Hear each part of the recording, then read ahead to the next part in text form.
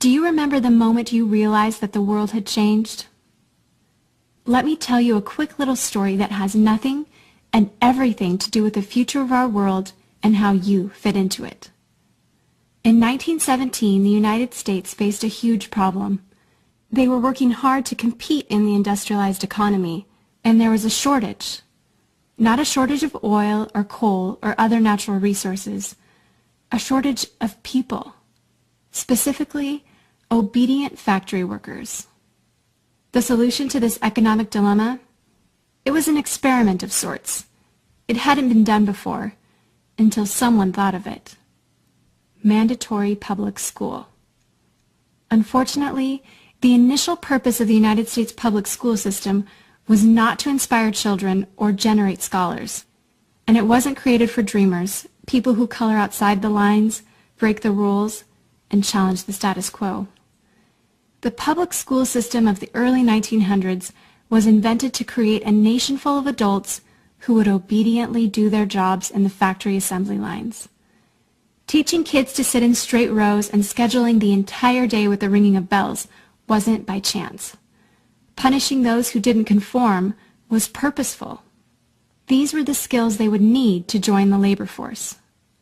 Intentional or not, this early method of turning dreamers into workers was an investment in the nation's economic future. And it worked. This then led to several generations of productive, fully employed workers. But it isn't working anymore. Why? Our economy has changed. We don't live in an industrialized economy anymore. We live in a connected economy. Right now, there are more users on Facebook than there were people on the planet 200 years ago. Technology has made it possible for us to connect with people, ideas, and information from anywhere in the world instantaneously. And as a result, our economies have expanded from localized towns and communities to the entire world. We have globalized trade in nearly every way. In the past, the obedient, do-what-you're-told without question people were rewarded for working hard and putting their dreams aside in order to toe the line. They were given well-paying jobs that led to long-term careers. They were guaranteed pensions, benefits, and the promise that they would always be taken care of. And they were. But that promise is gone for most of us today. Even if you have a white-collar job, the majority of white-collar workers are still working in a factory.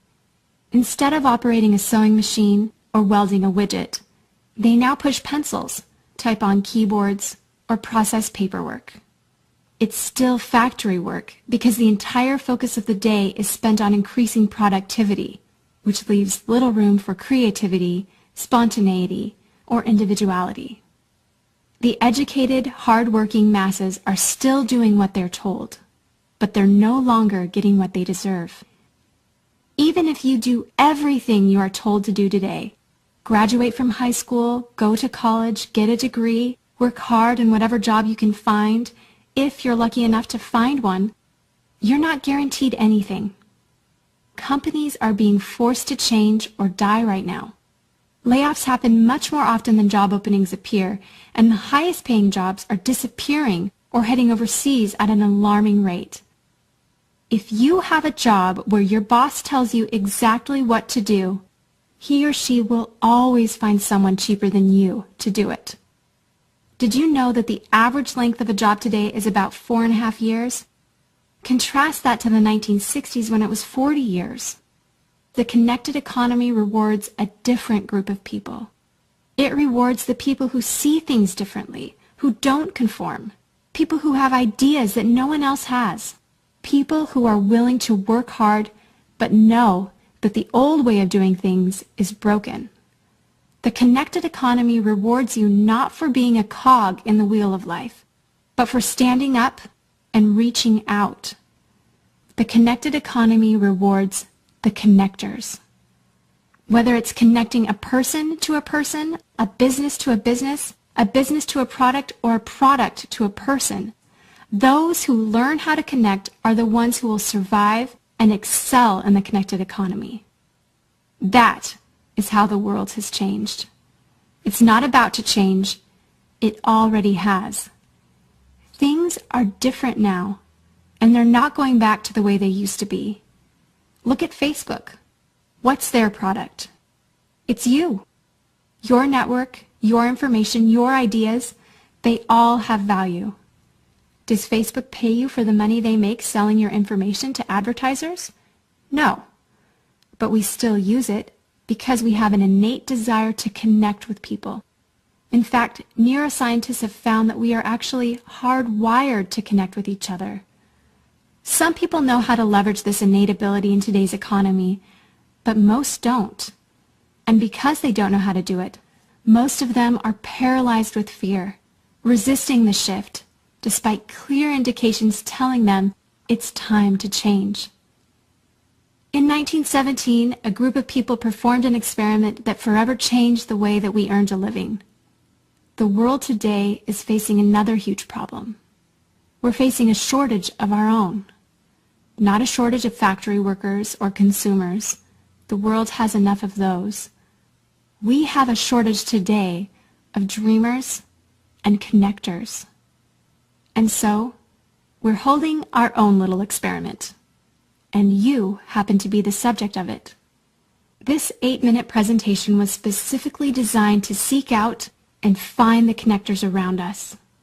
Those who recognize that we are on the brink of the next economic revolution, who are ready to thrive in the connected economy, and who are searching for the best way to do it. The internet and technology are rapidly changing the way that we do everything today, including how we make a living. It's not too late to embrace the change and find a way to make yourself relevant and profitable in our brave new world.